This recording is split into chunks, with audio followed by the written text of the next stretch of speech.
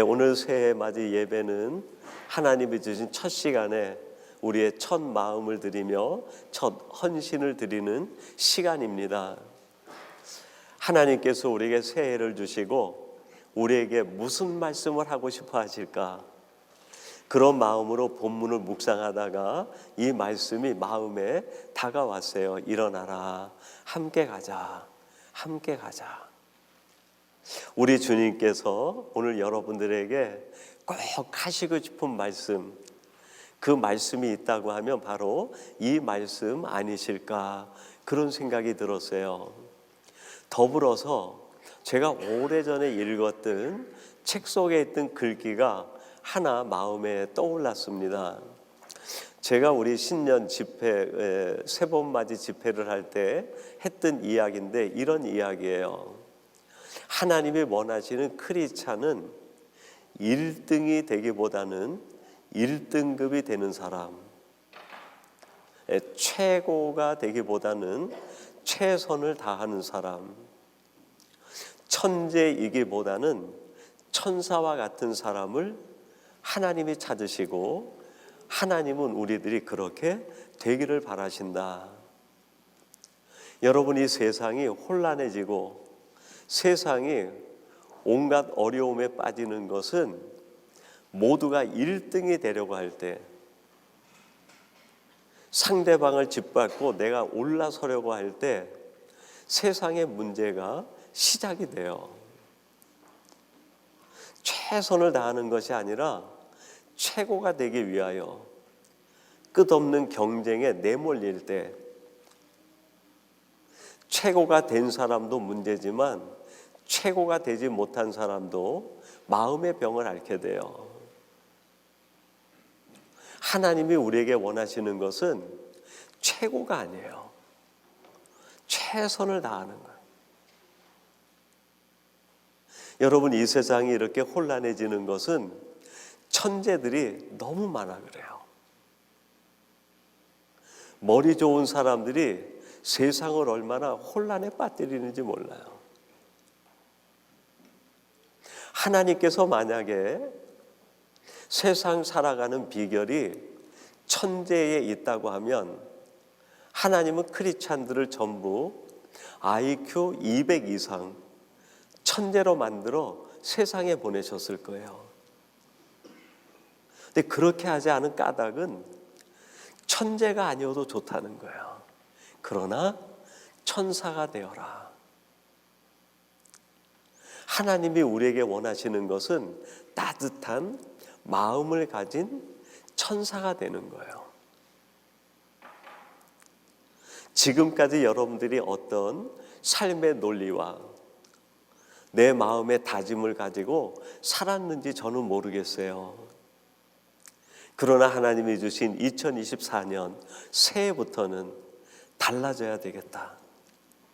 1등이 아니라 1등급의 성도, 최고가 되기 위하여 사람을 짓밟는 것이 아니라 최선을 다하여 섬기는 사람, 천재가 돼서 머리로 사는 것이 아니라 천사와 같이 따뜻한 마음으로 살아가는 사람.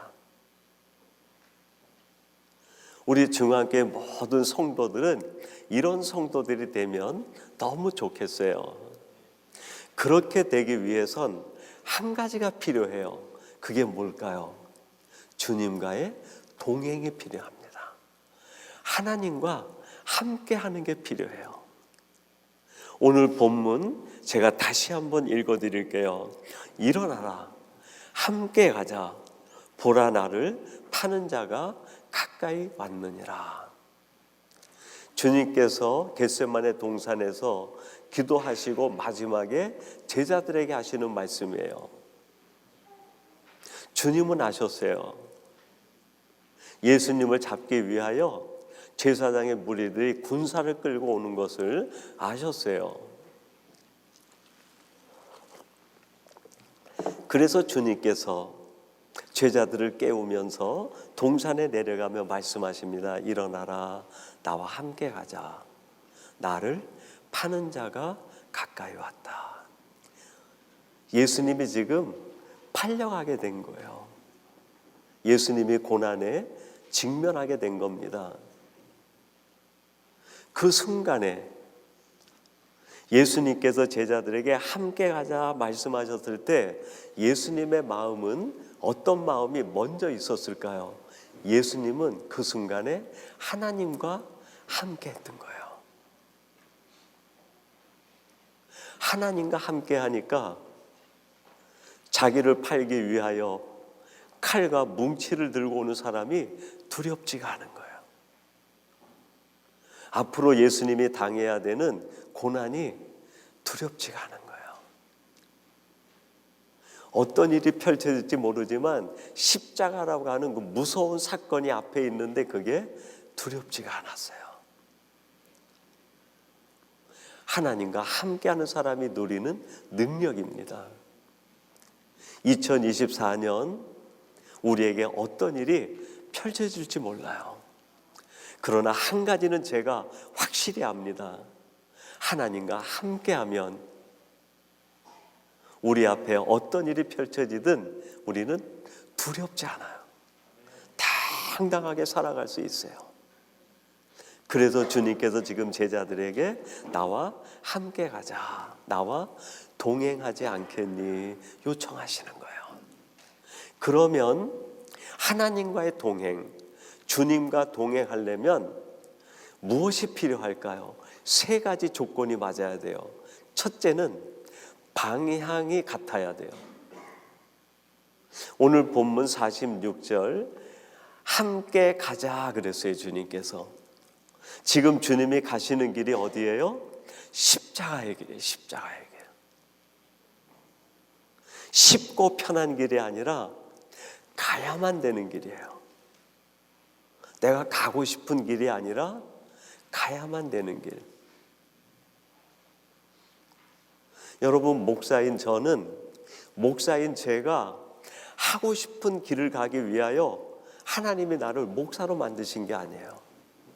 목사가 목사다우려면 목사가 가야만 되는 마땅한 길이 있어요. 그 길을 가라고 하나님은 저를 부르신 거예요. 그래서 저는 늘 저한테 되묻습니다. 이게 내가 하고 싶은 건가? 아니면 하나님이 나를 통해 목사로서 해야만 되는 일을 하게 하시는 건가? 나와 함께 가자.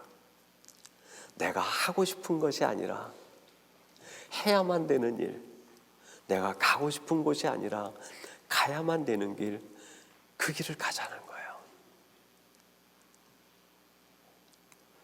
누가복음 24장은 마지막 장입니다. 거기에 보면 엠마오로 내려가는 두 제자 이야기가 나와요.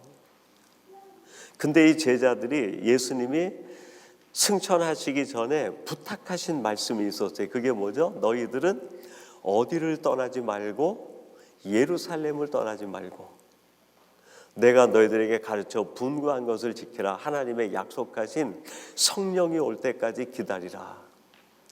주님께서 제자들에게 예루살렘으로 가라 길을 가르쳐 주셨어요. 근데 이 두 제자는 예루살렘에 있다가 도리어 자기들이 보기에 편안한 곳으로 엠마오라는 곳으로 가는 거예요. 왜 그랬냐면 지금 예루살렘엔 유대인의 박해가 막 시작이 된 거예요. 크리스찬들이 잡혀가서 죽임을 당하고 재산을 몰수당하고 아주 험악한 꼴을 당하는 거예요. 그 주님이 예루살렘으로 가라 그랬는데 그게 아니라 엠마오로 가는 거예요. 엠마오라는 이름의 뜻이 따뜻한 곳 그런 뜻이에요. 내 마음의 편안한 곳으로 가기로 길을 바꿔버린 거예요. 네, 그 길을 가다가 주님을 만나요. 주님과 대화하는 과정에서 이 제자들이 각성을 해요. 무슨 각성일까요? 가야만 되는 그 길을 찾아요. 그게 누가복음 24장 33절이에요. 우리 같이 한번 봉독해 보겠습니다. 같이 봅니다. 시작. 곧 그때로 일어나 예루살렘에 돌아가 보니 11 제자 및 그들과 함께한 자들이 모여 있어. 이 엠마오로 내려가던 두 제자가 가다가 예루살렘으로 돌아가니까 거기에 함께했던 제자들이 다 모여 있는 거예요. 신앙 공동체는 내가 가고 싶은 곳으로 가가지고 만나는 사람이 아니에요. 가야만 되는 곳에 가서 함께 만나는 거예요. 거기에서 사명이 일치가 되고 목적이 일치가 되는 거예요. 우리의 시선은 늘 내가 가고 싶은 곳이 아니라 가야만 되는 곳을 바라봐야 되는 거예요. 미국의 대통령의 휘장은 독수리가 한쪽에는 감람나무, 한쪽에는 화살을 잡고 있는 모습이 대통령 휘장입니다. 근데 이 대통령 휘장의 독수리의 머리가 어느 때에는 감람나무 쪽을 바라보기도 하고 어느 때는 화살을 보기도 했대요. 근데 2차 대전이 끝나면서 트루먼 대통령이 독수리의 방향을 화살이 아니라 감람나무 쪽으로 돌리는 쪽으로 확정하자고 해서 의회에서 결정이 됐어요. 그래서 2차 대전 이후에는 대통령 휘장이 화살을 보는 게 아니에요. 뭘 볼까요? 감람나무를 보는 거예요. 여러분, 감람나무는 성경에서 예수님을 가리켜요.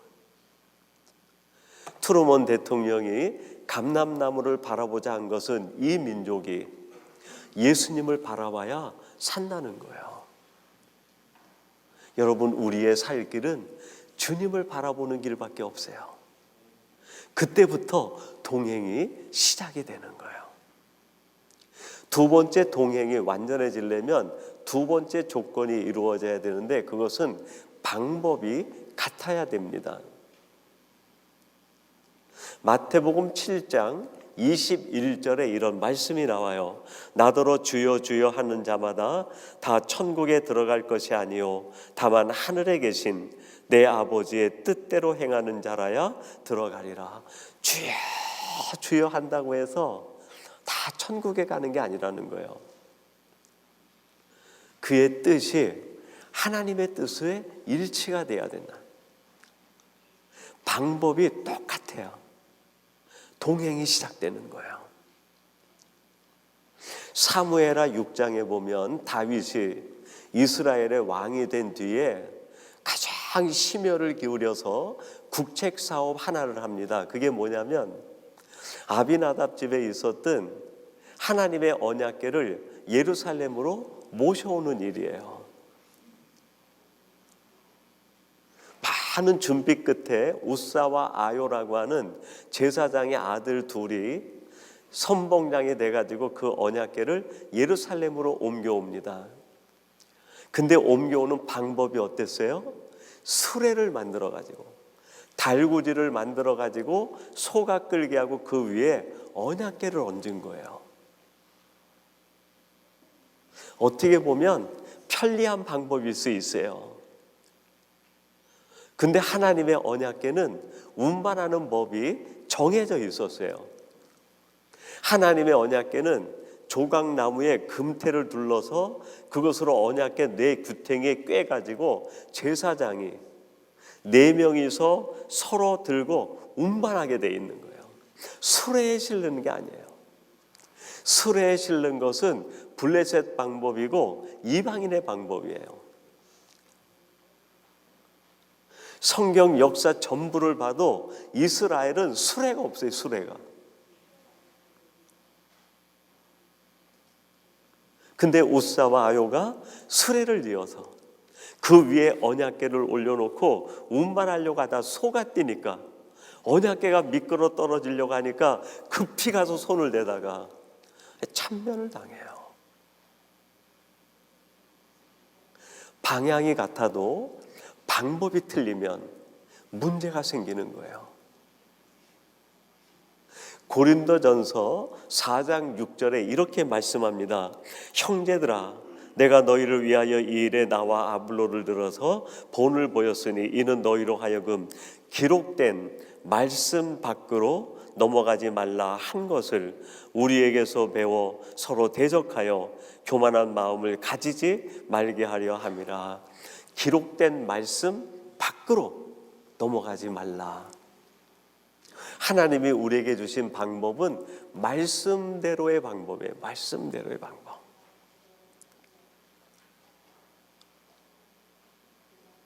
지금은 돌아가신 옛날 그 청량리 중앙교회를 목회하시던 임택진 목사님이라고 계세요. 그분이 평소에 늘 신학생 후배들 저희들을 만나면 하시는 말씀이 성경대로 믿고 성경대로 살자. 성경대로 믿고 성경대로 살자. 그 말도 얼마나 힘들고 어려운지. 여러분, 성경대로 믿고 성경대로 사는 게 얼마나 어렵습니까? 근데 몇 시간 지나서 몇 주 지나서 한경직 목사님께서 저희 후배들에게 신앙적 교훈을 가르치기 위하여 목회 실습 시간에 들어오셔서 말씀하시는데 한참 이야기하다가 목사님들, 전도사님들 예수 잘 믿으세요 그러시는 거예요. 예수 믿으세요라는 말은 누구한테 하는 거죠? 예수 믿지 않는 사람들 전도할 때. 근데 그 한경진 목사님이 신학을 하고 목회하겠다고 하는 신학생들과 전도사 목사님들에게 하시는 말씀이 예수 잘 믿으세요라는 말씀을 하시는 거예요. 그때는 그게 느낌으로 별로 안 왔는데 시간이 가면 갈수록 그렇구나. 교회의 직분이 올라가면 올라갈수록 직분 때문에 신앙생활 할 수 있어요. 그건 잘못된 거죠. 예수님을 믿는 거예요. 예수님. 목사도 예수 안 믿는 목사가 있을 수 있어요. 성도들도 예수님을 믿는다고 붙잡았다가 놓치는 성도들이 있을 수 있어요. 어떻게 해야 우리가 하나님이 원하시는 기뻐하는 성도가 될 수 있을까요? 다른 방법이 없어서요. 말씀대로, 무조건 말씀대로. 하나님과 동행하는 두 번째 방법은 말씀대로의 방법이에요. 세 번째는 보폭이 같아야 됩니다. 58절 말씀인데 이런 말씀이 나와요. 마태복음 26장 58절. 베드로가 멀찍이 예수를 따라 대제사장의 집 뜰에까지 가서 그 결말을 보려고 안에 들어가 하인들과 함께 앉아 있더라. 지금 26장에서 예수님이 겟세마네 동산에서 기도하시고 제자들을 깨웠어요. 베드로, 야고보, 요한을 깨워서 일어나라, 함께 가자. 그리고 같이 간 거예요. 그러는데 누가 옵니까? 제사장들이 군사를 보내서 예수님을 붙잡아가는 거예요. 예수님을 붙잡아가는 그때에 베드로가 예수님과 멀찍이 떨어져서 뒤쫓아가겠다는 거예요. 주님이 함께 가자 요청했는데 보폭이 점점 멀어지는 거예요. 보폭이. 여러분들은 지금 주님과의 보폭이 어느 정도 간격이 있다고 생각합니까? 나란히 손을 잡고 함께 걸어가는 그런 걸음걸이의 신앙생활인가? 아니면 주님은 저기 가는데 보이지도 않고 나는 믿고 따라간다고 뒤따라가고 있는 것은 아닌가? 베드로가 멀찍이 쫓아가고 보폭이 벌어지게 되자 하인들이 베드로에게 얘기합니다. 너도 사투리 쓰는 거 보니까 갈릴리 사람이다. 너도 저 예수님과 같은 고향 아니냐 그랬더니 아니라는 거야. 또 묻습니다. 그랬더니 베드로가 어떻게 합니까? 나는 저 예수님을 알지도 못한다. 예수님을 부인하고 밖에 나가 우는 거예요. 보폭이 멀어지면 나도 모르게 예수님이 누군지도 모르는 거예요. 여러분, 동행은 방향이 똑같아야 돼요. 그리고 방법이 말씀대로의 방법, 무보다도 보폭이 똑같아야 되는 거예요. 17세기 프랑스의 최고의 수도사라고 알려져 있는 로렌스 형제가 있습니다. 영성 교과서 중에 아주 스테디셀러예요. 그분이 쓴 임재 연습이라고 하는 책이 있는데 거기에서 로렌스 형제가, 수도사가 이런 얘기를 해요. 부엌에서, 학교에서, 가게에서, 사무실에서 또는 시장에서 우리는 언제라도 하나님과 보폭을 맞추면 그곳이 곧 하나님 임재의 현장이 됩니다. 하나님과 보폭을 맞추면 내가 있는 그 자리가 하나님이 함께 하시는 은혜의 현장이 된다는 거예요.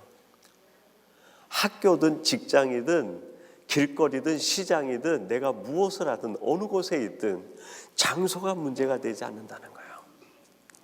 주님과 내가 보폭을 맞추고 가면 그곳이 은혜의 현장이고 천국과 같은 곳이 된다는 거예요.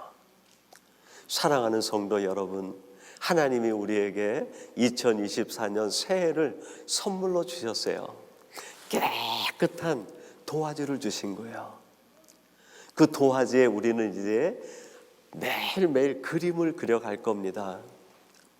그리고 2024년 끝나서 그 그림을 볼 때 여러분이 그 그림을 보고 기뻐할 수 있는 그림은 어떤 그림일까요? 주님과 함께 동행하는 그림이에요.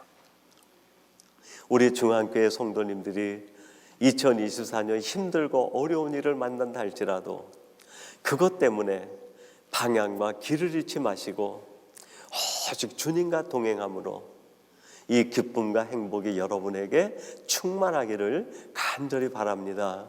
우리 같이 기도하겠습니다.